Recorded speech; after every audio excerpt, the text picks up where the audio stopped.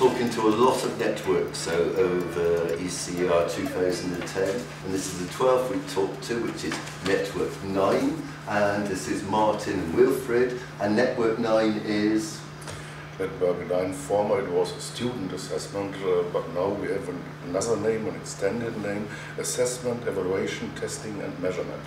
It's a very important network. It's a very long name for a network. Yeah. It's probably central to a lot of what we discussed. Can you tell me what your network's about then? What is this extended name? What's the scope of the ideas you cover in your network? Yeah, we started with assessment, student achievement studies, international student achievement studies. And that was very good for the first years of the working in the network, and then we had the feeling, we had some papers in our network, a lot of people don't participate in the international student achievement test, but they use the test materials for other studies, for evaluation studies. For example, and we had to discuss new problems about measuring and new problems about testing and using these materials for new studies, and so we had to write our range and had this extended name of our network. And so the methods become more and more important in our network, the problem of using the methods in educational research.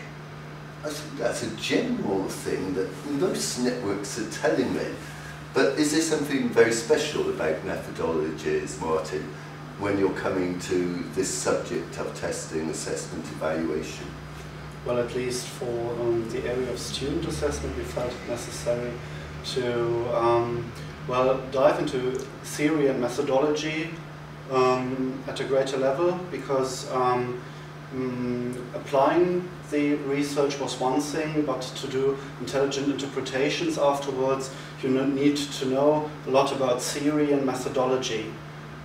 And one thing is that we want to have capacity building in our network. So in the era, there are several member states that don't have such a long tradition in conducting empirical educational research. So one thing we really want to achieve with our network is to offer the opportunity for capacity building for young and emergent researchers from Southern and Eastern Europe especially. And how will you do that? One example would be the pre-conference, where we had 2 inputs this year, one panel talk on the challenge of quantitative research and a workshop on cross-sectional and longitudinal research designs. So these are parts where we try to distribute our knowledge. Another one would be that we plan a spring school on advanced methods in educational research. It's going to be a cooperative project between the universities of Dortmund, where we are based.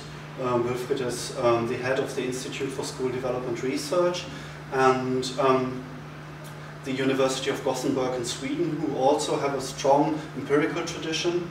And we want to open this spring school, which will be in 2010, in 2011 it will be in Dortmund, and in 2012 it will be in Sweden.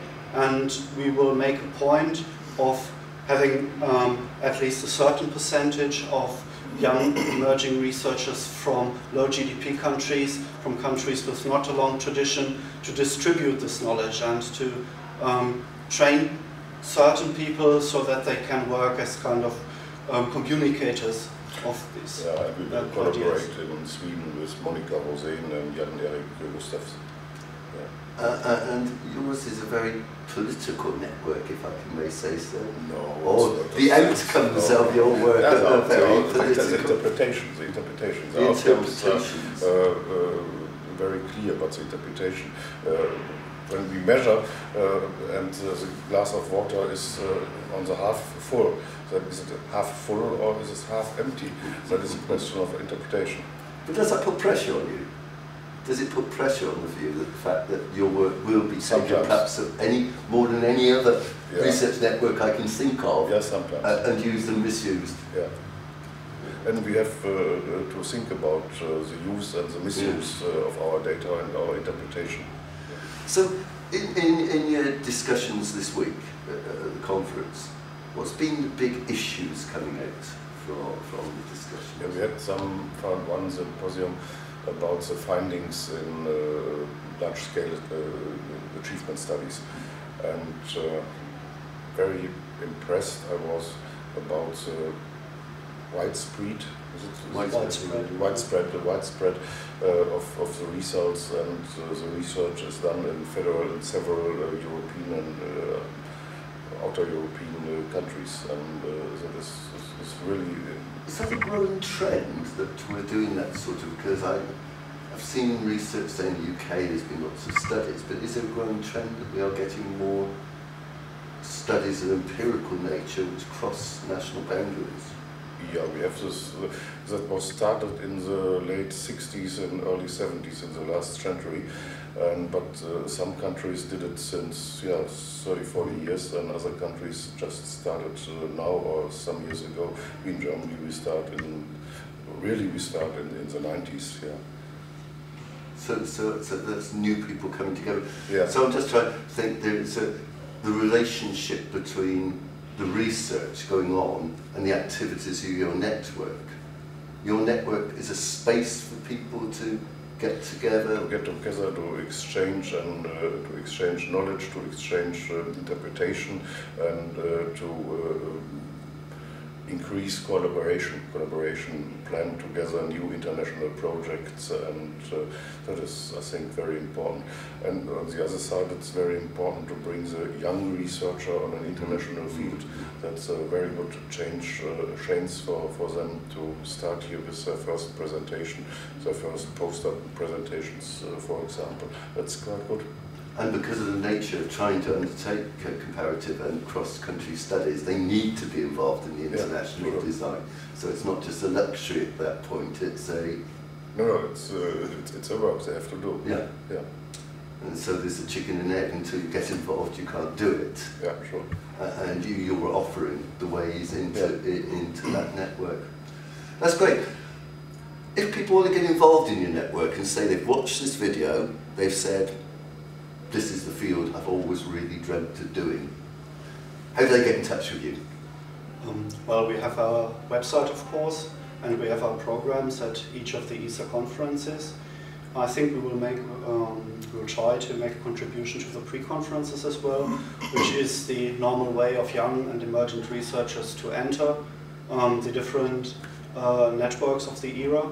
And so via these slots and via contacting us through our website and looking at the aims and scopes, at what we do, what kind of work we publish. These are the sources of information, and everyone is, of course, free to submit a proposal for next ECER or ECER in 2012, and we submit it to our reviewers and see what they think of it. Okay, so there you are, 2011, ECER is in Berlin. Yeah. I'm not quite sure where it is in 2012. At the Free University, I think. Free University in Berlin, and of course you've got your spring school in Dortmund, where there's a chance to get involved. Well, thank you very much for coming in right at the end of a very long conference and agreeing to do this interview. And I hope you have a great evening out in Helsinki. Yeah. Thank you very much. Thank you very much. Thank you very much for Thank you.